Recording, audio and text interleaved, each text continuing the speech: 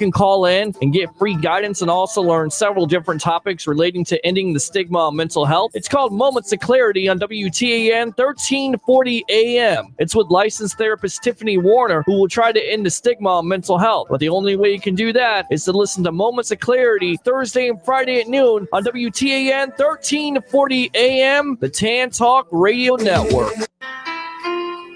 Hello out there. Tune in every Saturday at noon on Tan Talk for Connecting Caregivers with me, Linda Burhans, the gal who cares for the caregivers. Every Saturday at noon, we will find resources, education, and a shoulder for the caregivers. I know it's tough, but we can work it out together. Look forward to you tuning in on Saturdays at noon, where you'll have tons of information. Linda Burhans, the gal who cares for the caregiver.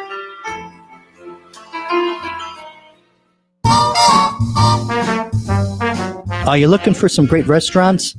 For some great wines? Where are the great chefs? Listen to Dine Out Radio, heard every Wednesday on the Tan Talk Radio Network. 12 to 1 p.m., we'll tell you where all the great events are. We'll have Food and Wine Magazine and Bon Appetit Magazine. We'll have their editors and writers on each month. And maybe we'll throw in a couple surprises. Check out the website, diningoutradio.com. My bridges all. Tampa Bay's Tan Talk. Entertaining and informative radio for the Sunshine State. Hey listeners, this is Robert from Nostalgic Radio and Cars. We all love to eat. Well, I would like to tell you about my friends at the Rib Shack Barbecue on West Bay Drive in downtown Largo. Their menu offers family-sized takeout dinners like delicious ribs, chicken, beef, and pork, or sit-down barbecue dinners, sandwiches, and even desserts. They will also cater your party. Everything is barbecued fresh using real oak for that great smoky flavor. So visit my friend Corey at the Rib Shack Barbecue in downtown Largo, West Bay Drive, or call them for a takeout order at 727-501-9090. That's 727-501-9090. They truly have the best smoking barbecue in town. Oh, and be sure and check out their great barbecue sauce. That's the Rib Shack Barbecue in downtown Largo, 727-501-9090. I'm telling Robert from Nostalgic Radio and Cars sent you. Looking for car shows? Then look no further than FLACarshows.com. On your computer or on your mobile device, FLACarshows.com is a comprehensive list of automotive events, plus videos and news articles. Whether you're looking for car shows, cruise-ins, meetups, automotive festivals, cars and coffees, or anything else relating to an internal combustion engine, then this is a site for you. Check it out online or on your phone at FLACarshows.com. You're full of surprises, Contessa. So are you, Mr. Bond. Do you always arm yourself for a rendezvous? Occasionally, I seem to be accident prone. Gate Crusher. Mark Andraco, head of the Union Court. I will to Teresa's father.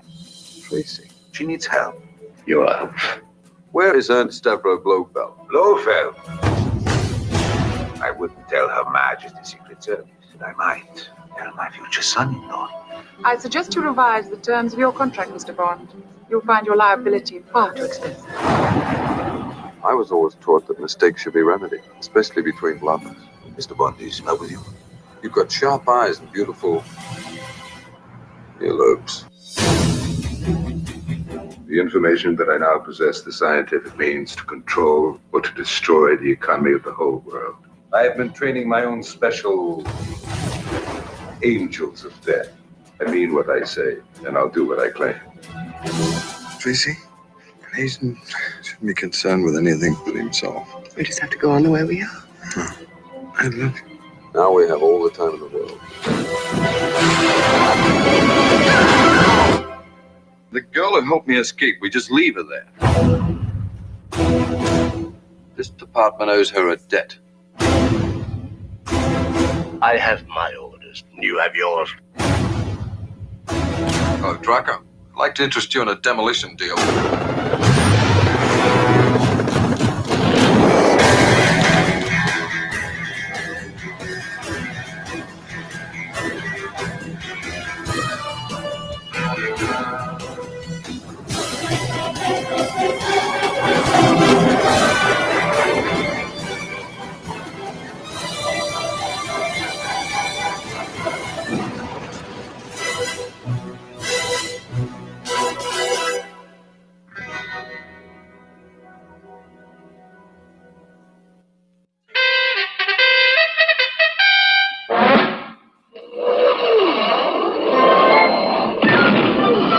of jets in an open sky, a streak of gray, and a cheerful... Salute the whirlwind of vertical climb, and once again, you'll know it's time for the adventures of Rocky and Bullwinkle and Friends. Starring that supersonic speedster, Rocket J. Squirrel, with his pal Bullwinkle the Moose, and a host of others. Hurry, Bullwinkle! The show's about to start! I'm coming as fast as I can. Wave to the people! Yay! Now what are you doing? Signing autographs. Let's see. John Smith. But your name is Bullwinkle! I know, but that's hard to spell. This is Alan de Cadenet, elderly racer and raconteur, as you're listening to Nostalgic Radio and Cast.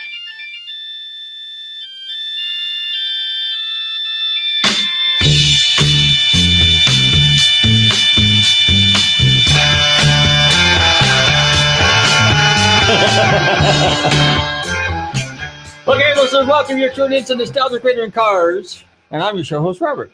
Run your computers and Google 10talk1340.com, and you can see us live here on the studios. And don't forget to check out our website, GulfstreamMotorsports.com, where you can find out all about us. And if you missed any of our past shows, don't forget to check out Nostalgic Radio and Cars. Did I say that right, Bobby? Good evening. You did. Good evening. And Tommy, how you doing there behind the trusty, clear, clean COVID 2020 bubble? Yeah, his bubble. Yeah, I'm gonna say a big shout out to my good friend Kenny Abner. He's listening right now. Always the first one on. Yep, and yes, everything's sanitized. Kenny, don't worry about that. Oh, yes, they've been watching me for about the last 5 minutes. And how's that Camaro running there? So anyway, now we played a James Bond clip, and there was actually in Her Majesty's Secret Service, which when I was a kid, I lived overseas, and I saw that movie in 1969.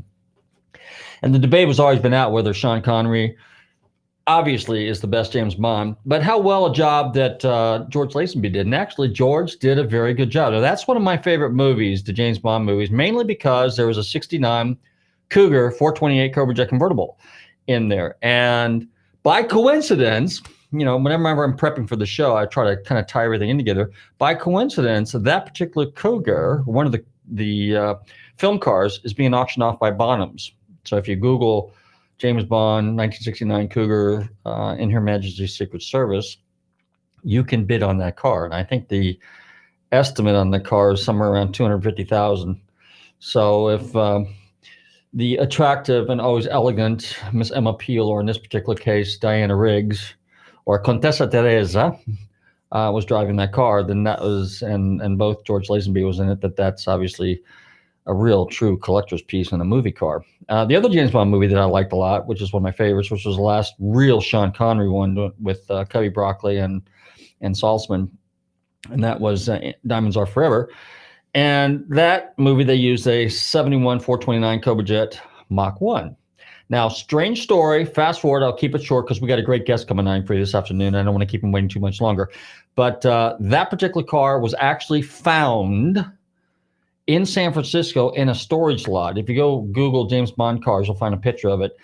And I happen to know the guy that found that car, and the debate was out whether that was the real one. But he had all the paperwork and found that it was, owned by United Artists, and it was delivered to a dealership in Las Vegas, and that's where the car was prepped for the film. I think there was 2 or 3 of them, but that's the one that they showed the scene where James Bond was driving the car on the Las Vegas Strip and so forth. But anyway, that was pretty cool. So, and then of course we now have the distinction of we've always kind of exported cars a little bit, but now we have the distinction of saying that we are tied in with the Russians because we have now sold MGB to KGB. Sorry, Bill. MGB go to Moscow, and nice guys. They're everybody from Transporter. Yeah, everybody. It was really cool. So this was an interesting deal, and the European cars are real popular over there, particularly in Europe, naturally. And so this thing's going a little further than the UK, where it came from originally, and but it's going to Russia. the Strovia. But at any rate, yes. So Hey, the Facebook viewers went up real yep. fast. Yeah, we get a little knock on the door, and but at any rate, yeah. So I will say this in short, and then we're going to go to break.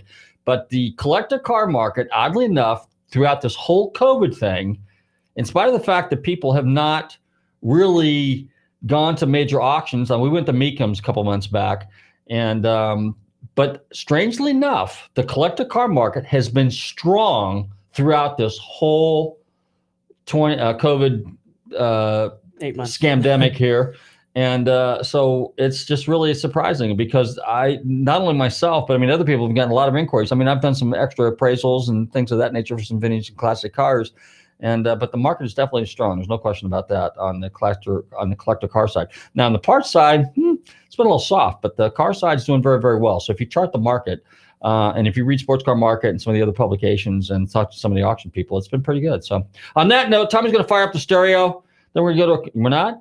What are you doing? He's shaking his head no. You're going to fire up a commercial. We're going to fire up a commercial. Is that what we're going to do? Then we're going to play a song. Then we're going to get our guests on the show, something like that. On that order. Hey, you're tuning into Nostalgic Radio Cars. Don't touch that dial. We'll be right back. A big shout out to all my friends tuning in. And don't touch that dial. We'll be right back.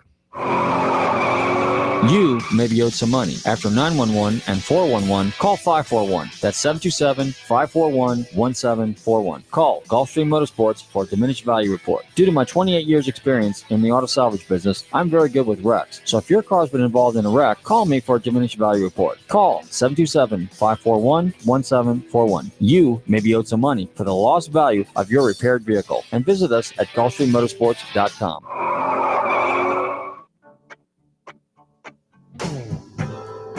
Thinking about the times you drove in my car.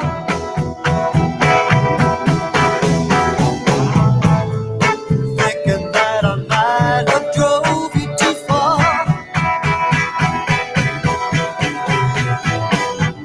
And I'm thinking of the love that you laid on my table.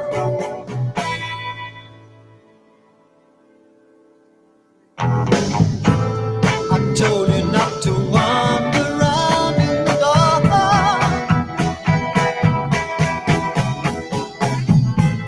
I told you about the swans that they live in the park. Then I told you about our kid, now he's married to Mabel.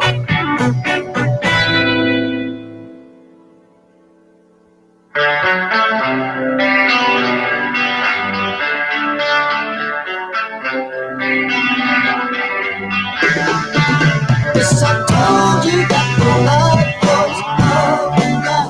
Didn't you notice how the wheel goes round? And you better pick yourself up from the ground before they bring the curtain down. Yes, before they bring the curtain down.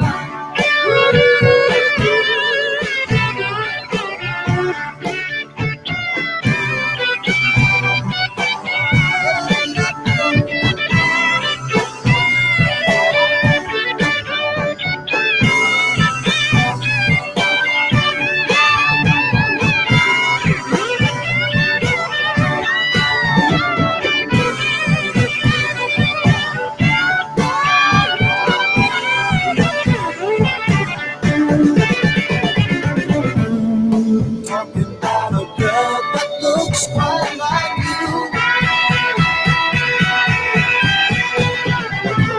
She didn't have the time to wait with you.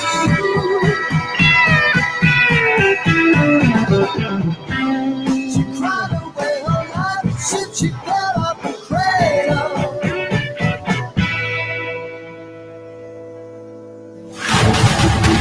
You're up against more than you know, Mr. Bond.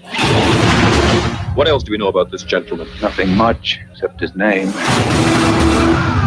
right where you are.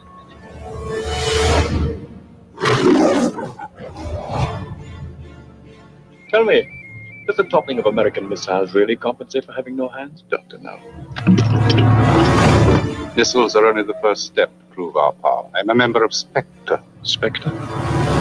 Spectre. Special Executive for Counterintelligence, Terrorism, Revenge, Extortion. The 4 great cornerstones of power, headed by the greatest brains in the world. World domination. Same old dream. You won't get away with it this time, Dr. No.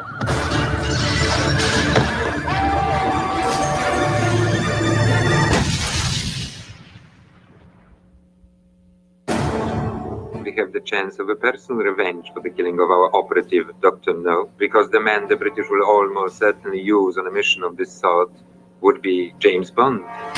This is the big one, 007. This damn thing could blow up into a full-scale war. My government sees this as nothing less than a blatant attempt to gain complete control of space itself. I am about to inaugurate a little war. This organization does not tolerate failure. Who puts that sort of scare into people? Allow me to introduce myself. I am Ernst Stavro Blofeld. We shall see a new power dominating the world. Ah, it's your spectre against mine.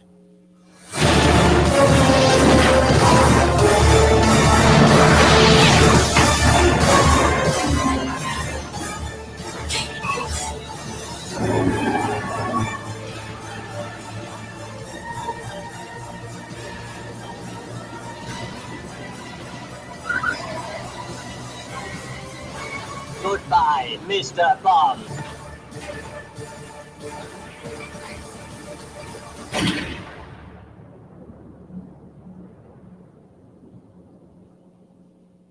Hello, this is Brian Johnson of AC/DC, and you're listening to Nostalgic Radio and Cars.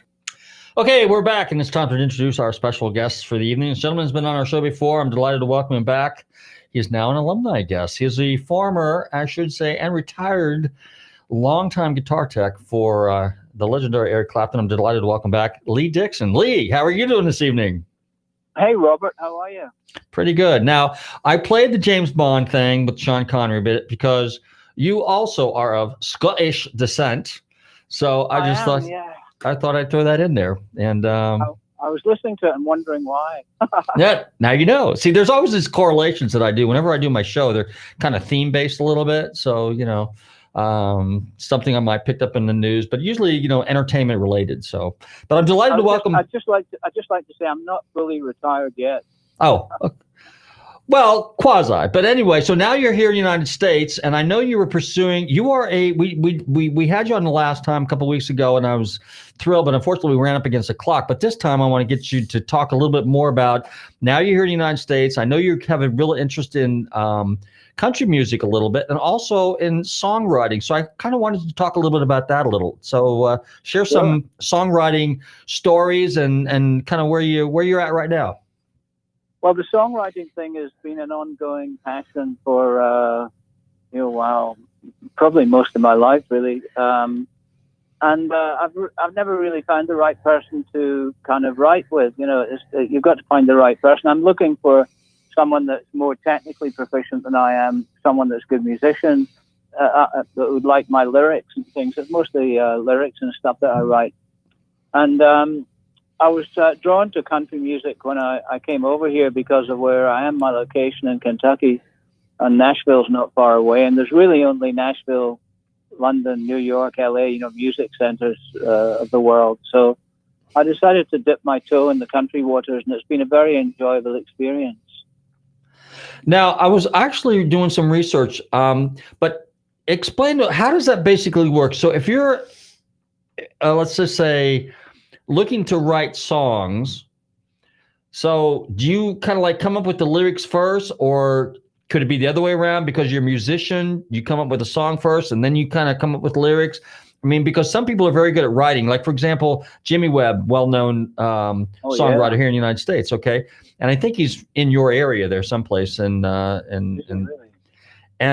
he wrote some very legendary songs for Glenn Campbell and people like that. Mac Davis was another one. He wrote for Elvis Presley, did a number of songs. Then eventually they both went out on their own. Well, Jimmy didn't so much, but nonetheless. So when you say you have to team up with somebody, is that to get the songs kind of like where you're to the point where you can kind of produce and record them together, the lyrics and the music together? Is that the difficulty?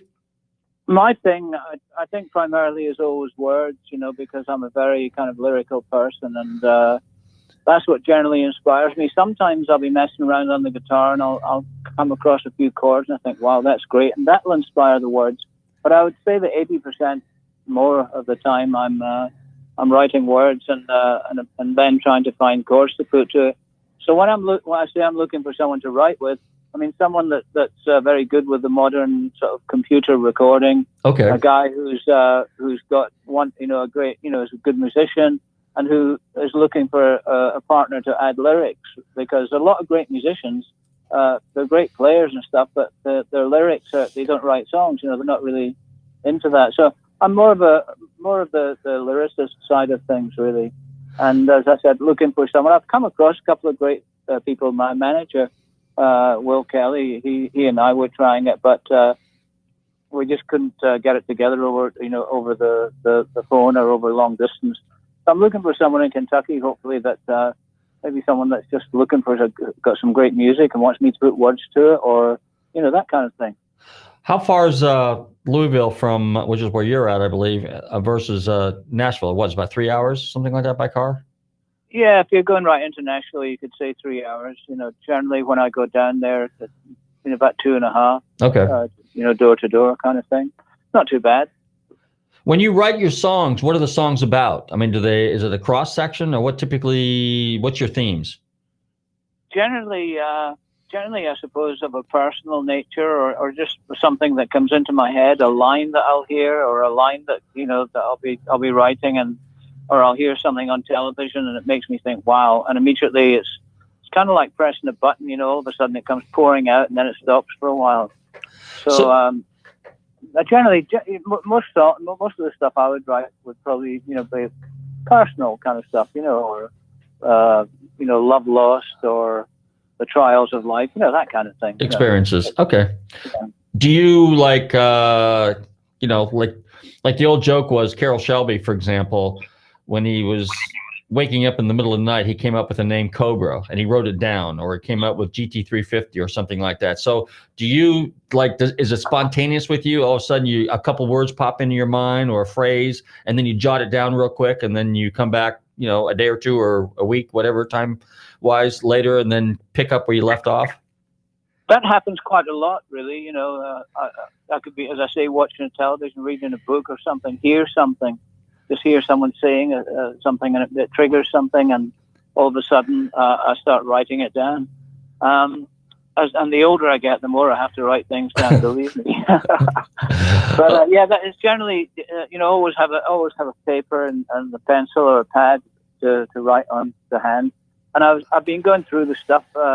One of the projects with all the layoffs with the COVID thing, and I went through this mountain. I mean, mountains and mountains of pads, papers, napkins, hotel menus. Anything I could write on. Sometimes I'd be on a plane and I'd write it on a sick bag. Those bags they provide. I had one great idea, and I'm on the plane. I'm going, oh man, I got a pen, and the only paper was the bag, and I wrote a few things on there. And you just got to keep them all and revisit them. And sometimes you'll maybe half finish something. I've got a lot of half finished songs, and you'll find a trigger that takes you back to that, and you then work on that. And but as I said, primarily words. I've always been a word guy, because I love people like for their lyrics. I love people like Joni Mitchell and obviously Bob Dylan. The kind of great songs and with a bit of surrealism thrown in there.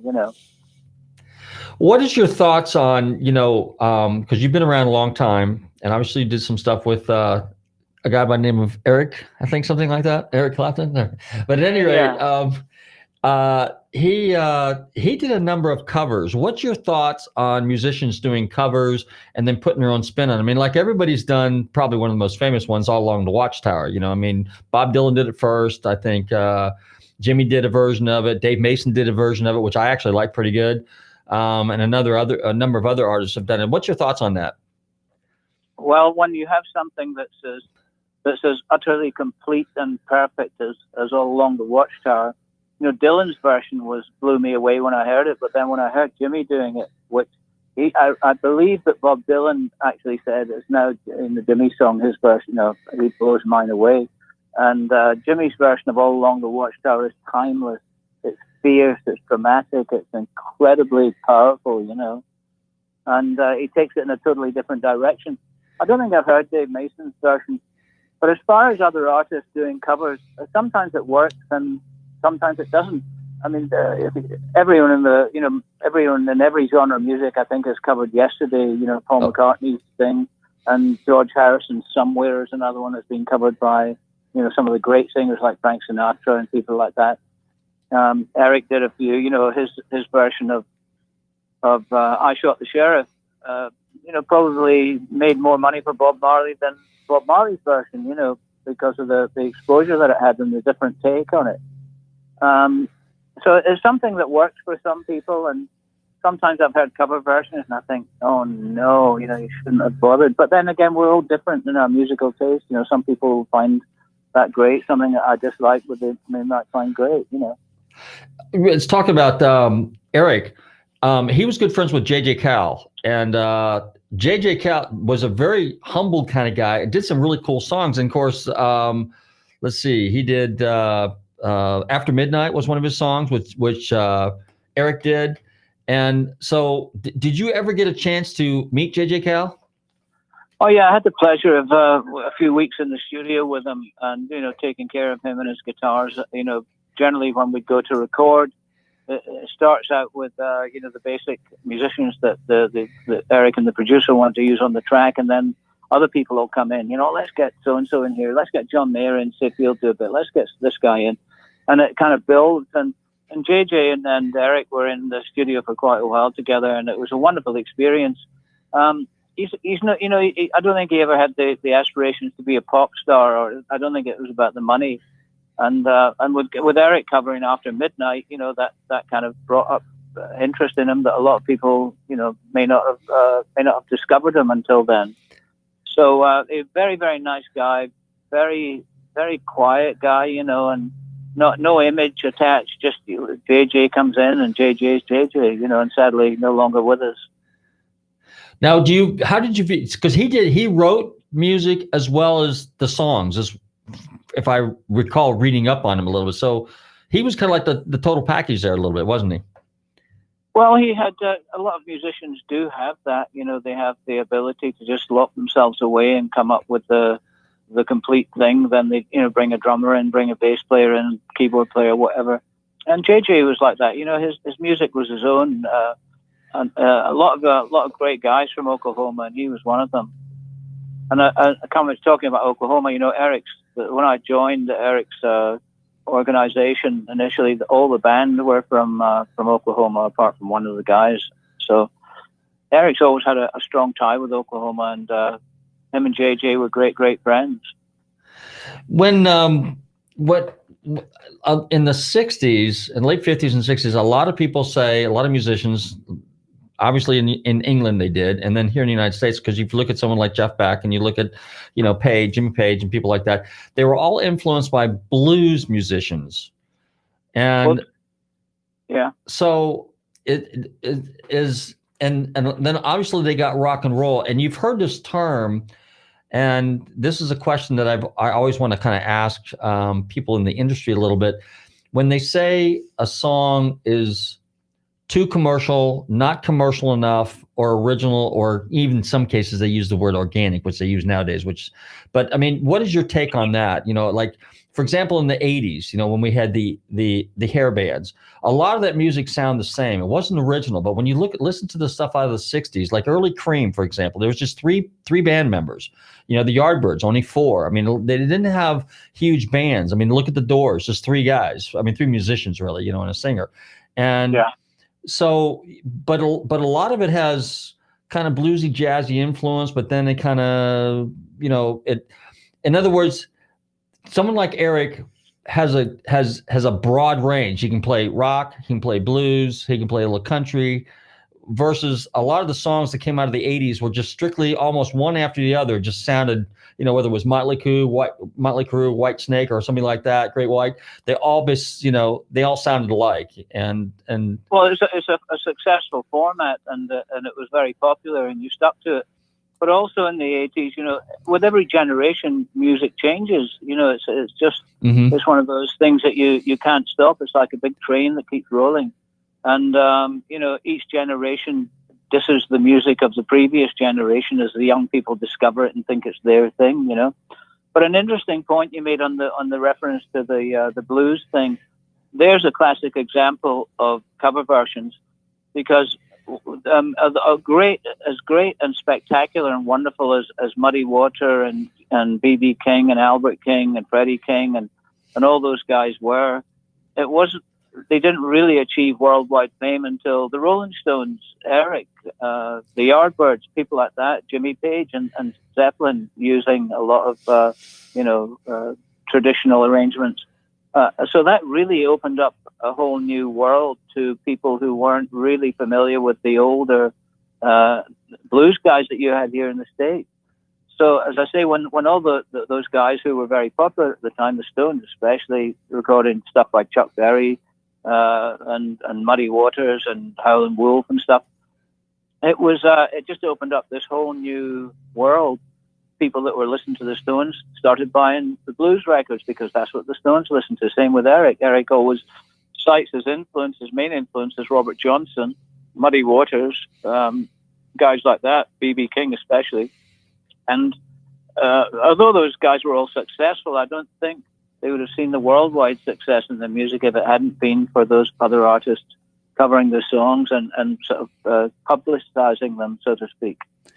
When you write your songs, do you in your mind kind of envision how you want? In other words, this is where I'm going with this. So, do you want your lyrics associated with more of a bluesy type song, a rock and roll song, a bubblegum? We'll just throw that in there for good measure, or something that's more commercially, familiar to people, in terms of, like you said, arrangements and stuff like that. So what's your thought process there?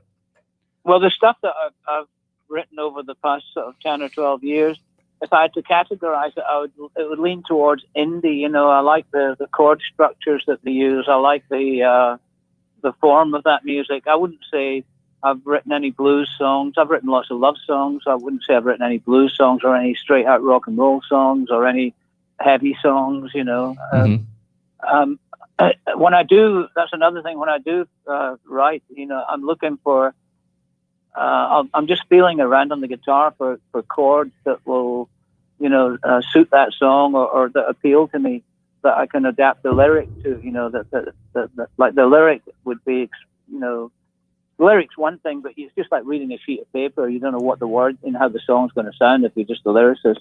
But if you have a few chords that just give it that something different, that's what I'm looking for, something different. When you write your songs and you're playing around with the guitar, are you on an acoustic or you use an electric guitar, or what do you use? Well, I have very fortunate to have an awful lot of guitars I've collected over the years, and so I used to primarily go to acoustic. I go through phases. Electric guitars are easier to play, and if I'm being lazy, you plug an electric guitar into an amp and you can add some chorus, or you can add some reverb and some delay and add to the mood of the thing that you're trying to convey. So lately, I'd say over the past couple of years, my favorite instrument has been a very inexpensive Fender Jazzmaster, a guitar I had sitting around for a long time, never ever played it. I didn't know why I bought it. And then one night I pulled it out and it had the most amazing, the best neck of any guitar I've ever played. And the pickups were different. And when I plug it into my amp, as I say, writing now, I'm looking for more help. So just putting a little bit of reverb or some, pitch shift on something or a bit of chorus really adds to the warmth of the lyric or the mood of the song. When you like, for example, there are certain guitars that are associated with, like, if you look at a Tele, for example, a Fender Telecaster, it's typically associated with country. I don't think it's got that twangy of a deal to it, but some people say it does. When you look at a real hard rock guitar, you think right away immediately of a Fender Stratocaster. And obviously surf music, you think of a Jaguar, maybe a Fender Mustang. And Les Pauls are, I don't know, kind of like the universal guitar in my opinion. You know, I mean, because they get the humbuckers in there, people like that. And but what's your thought on the type of guitars applicable for certain types of songs and music? I mean, but oddly enough, it's funny because I was watching some early Jimmy Page videos, and he uses a Telecaster back in the day. A lot of the first Zeppelin album, and I think some of the second of the Zeppelin albums where he was using a Telecaster. It's funny, you know, Jimmy switched to a Les Paul and has stuck with it forever. Eric and Jeff Beck were very famous for playing Les Pauls until they discovered Stratocasters. And as much as I love Gibson guitars, if I had a favorite Gibson guitar, it would be between a 335 and the 330, which is the, you know, kind of like a 335, but without the center block, so more prone to feedback. I have a few Les Pauls, nice ones. I have a couple of old ones, a couple of newer ones, but I've never really, since I'm not a musician as per se, you know, I find the Stratocaster or the Jazzmaster something. That's another thing, something with tremolo. You know, if I had a Les Paul to pick, it would be one with a Bigsby on it. You know, because I just like that. That it helps me. You know, if you're not a great player, then all these things really can help you. You know, just in the expression of the song. What's your thoughts on vintage guitars? Because this is one. And I'm not a great guitarist. Like I just play. Like I said, I stay below the 7 frets. I'm within 7 frets and up to the nut. And you go that far up? Wow. And once in a while a bar chord past that. I mean, I try some scales, you know, but I'm just your basic kind of chord guy and a couple of little picking here and there. But that's my level, and I'm comfortable with that. I need to practice more. That's my problem. But where I'm going with this is that, like I have a couple of vintage guitars, and it's something about the weight, the feel, the sound, the sustain. There's something about the older guitars. I can't explain it. I don't know how. Maybe because I'm just a vintage car guy and I like old. But the newer stuff, when you pick it up, it's cool. It feels techy and stuff like that. But it doesn't have the same feel. There's a call it a guitar spirit, if you will. I mean, a guitar talks to you. It's like a car. You know, it just has something old has soul. Where this new stuff, it seems production. Does that make any sense? Yes, it makes perfect sense. And you know, using the analogy of cars, you know, they're just like guitars. You know, the old ones, specific old Ferraris and Porsches and Bentleys and Rolls Royces and stuff like that, are worth a ton of money because there's just something about them. It's not necessarily, you know, they don't have all the modern bells and whistles, but you know, there's just something about that vintage thing. And I think it really applies. I mean, going back to Les Pauls from especially 1959, 1958 are just like the most valuable guitars. You know, they can exchange hands for $300,000-$400,000. You know, especially with a bit of provenance attached. You know, if it was Eric's or Joe Perry's or Joe Walsh's or something like that, one of the many guys. But the Strats definitely have something. The older Strats.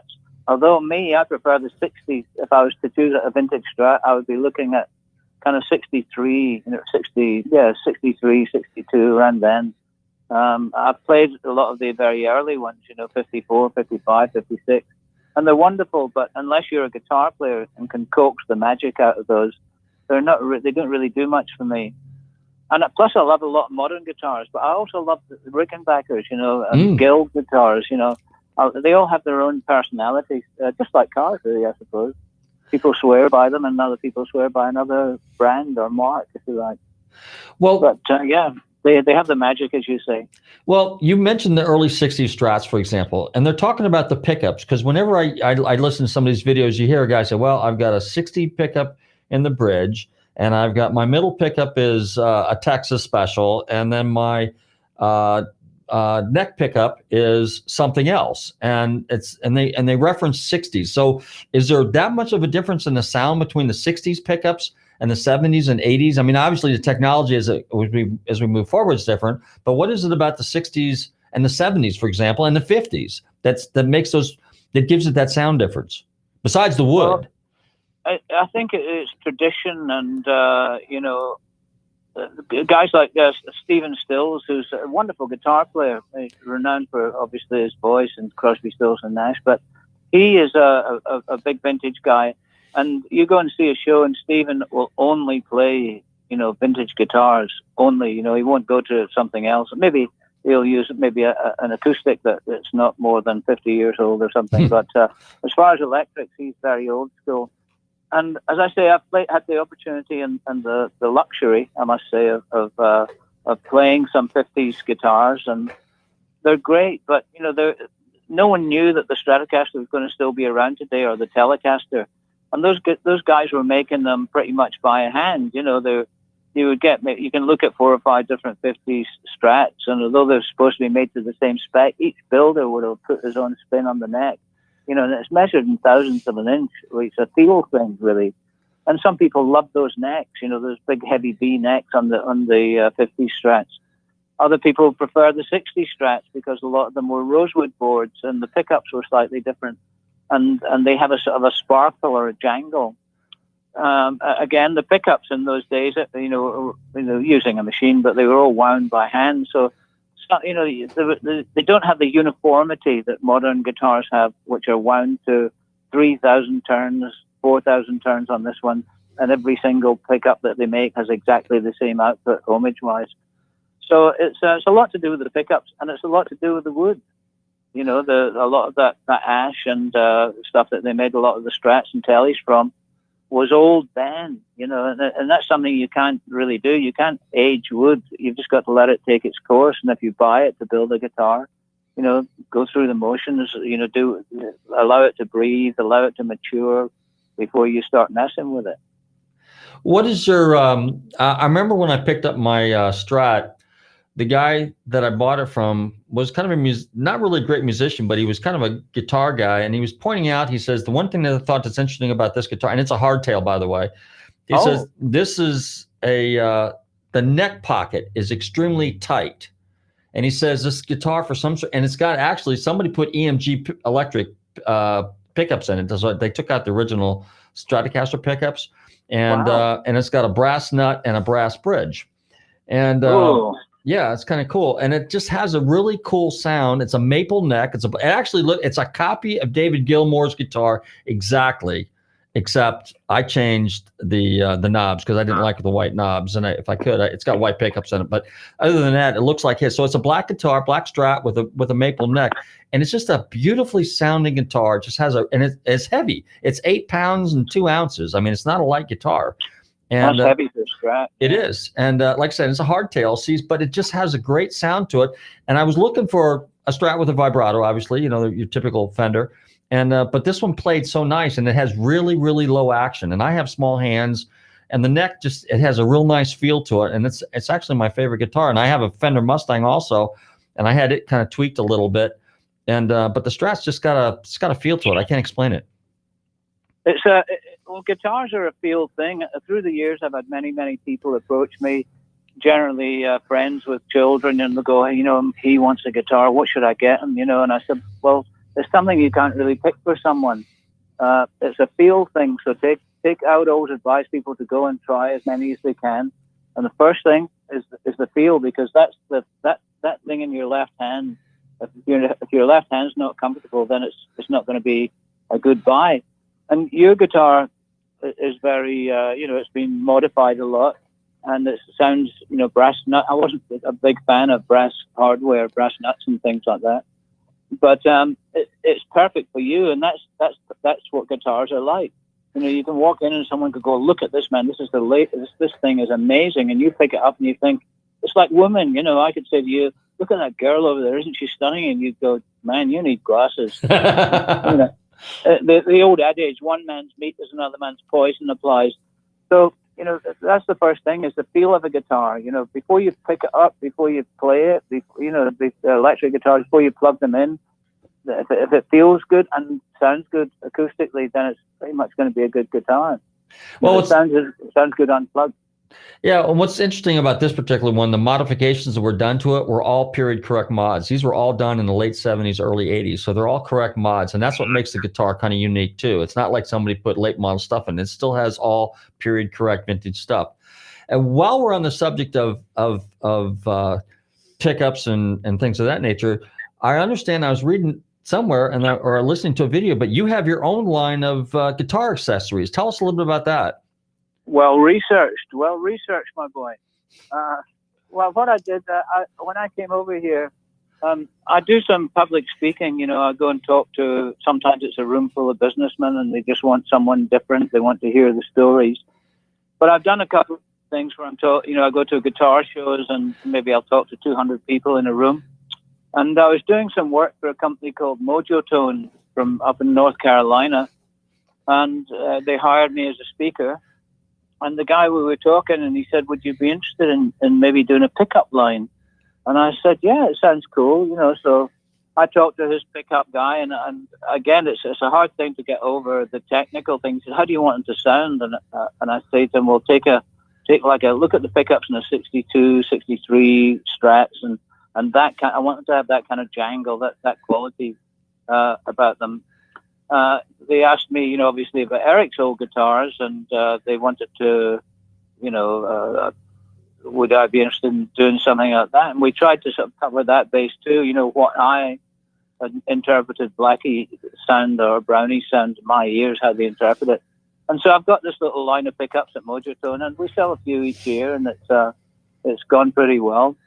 They wanted me to expand on it, but, you know, it wasn't something that interested me all that much because I mean, when pickups come in a guitar, a lot of people are very, very into changing them right away. I've got to mod this guitar. I've got to have this pickup in here. Like you said, I've got to have a Texas Special in the middle, but I've got to have whatever the Clapton model is in the neck, you know.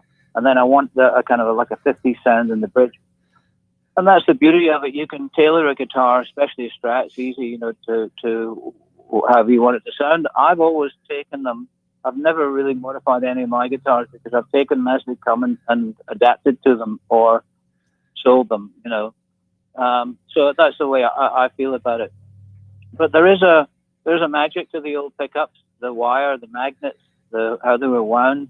And this especially applies to the patent applied for PAF pickups that you hear people talking about that Gibson put on the guitars up until I think the early 60s.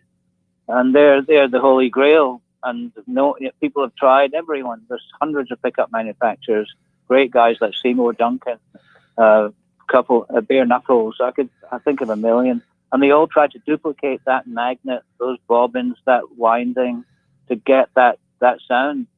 But there's something about the age does something to them too, and the wood that they're sitting in does something to them. Some musicians can't tell, and other musicians can in the heartbeat. You know, like that. Joe Bonamassa, Eric Johnson, people like that. They'll go, "Oh man, this has got this. This sounds like my '60 Les Paul." And some people have been successful in emulating those, but it's hard. It's a hard thing to do, Robert. What if you had to guess? Some of the musicians that you've met over the years, how many of them are really guitar nuts, where they actually get in there and they're real particular about, you know, their guitars from a collector standpoint, from a tweaking standpoint? I think we mentioned Jeff Beck last time. You were saying that he's always messing around with his guitars, trying this, trying that. I don't know what pickups Jeff uses, to be honest. I mean, I've a couple of his guitar techs have been friends of mine through the years. And the guy you were talking about earlier, your black guitar, David Gilmour, his guitar tech, Phil Taylor, and I have been pals for like forever. Some musicians, as I say, are very.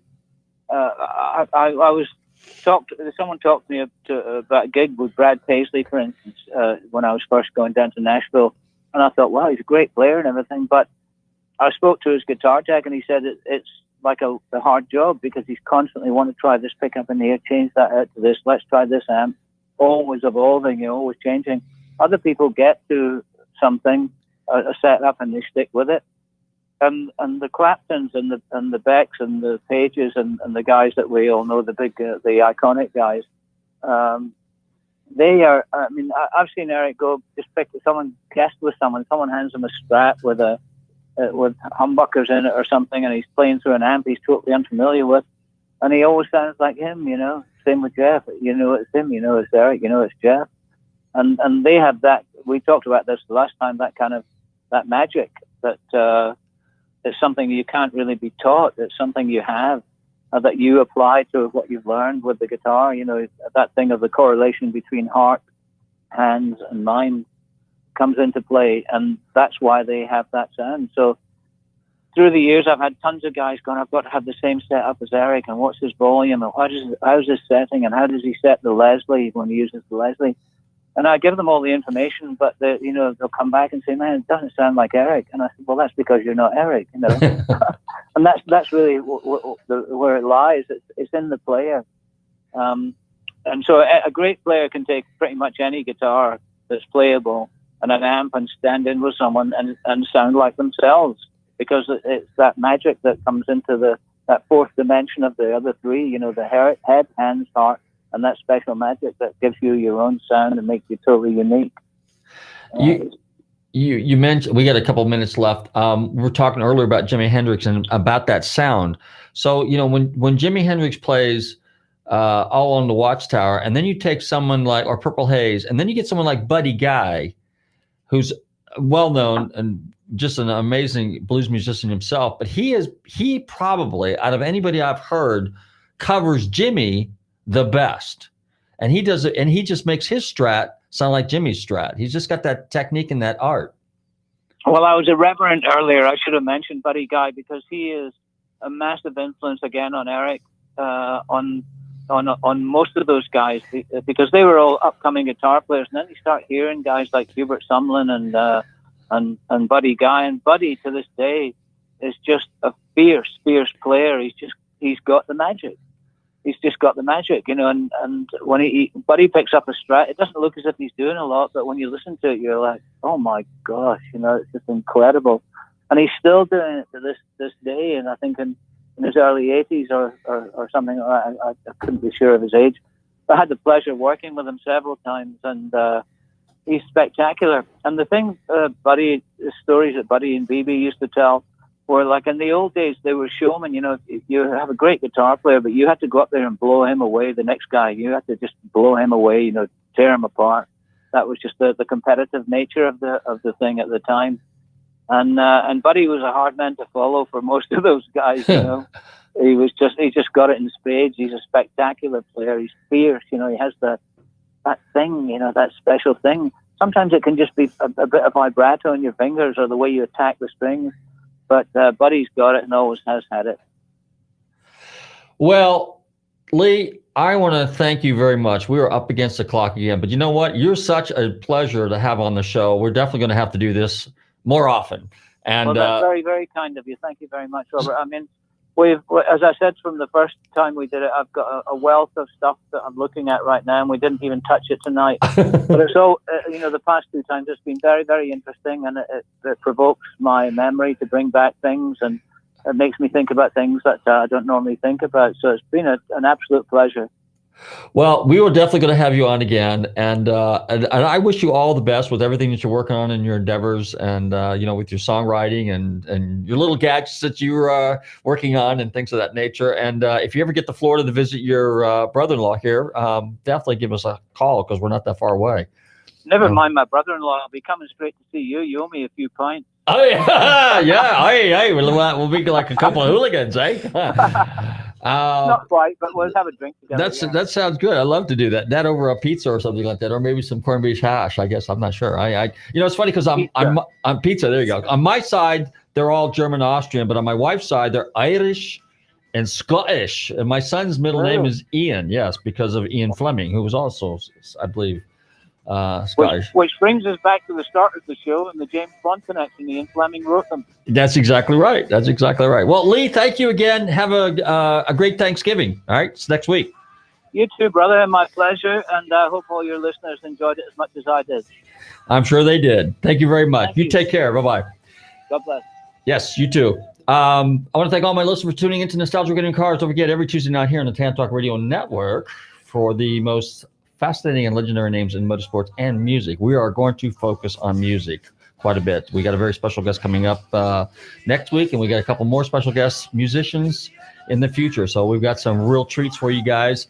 Don't forget to tell your friends, follow us on social media. Bobby, you want to say anything? Facebook, Twitter, LinkedIn, and all the other major platforms. Yes. Tommy, thank you very much. In the meantime, everybody stay safe, drive carefully, and love your family. Day to day, hour to hour, day straight, deep and wide.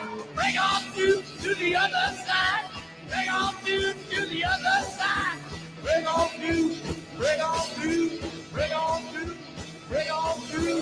Hey, hey, hey, hey, hey, hey, hey, hey.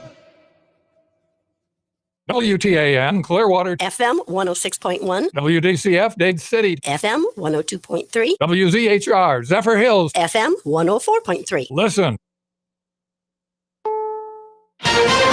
This is CBS News on the Hour, your home for original reporting. I'm Peter King in Orlando. For nearly 2 weeks, President Trump has claimed with no evidence that there was widespread voter fraud in the election.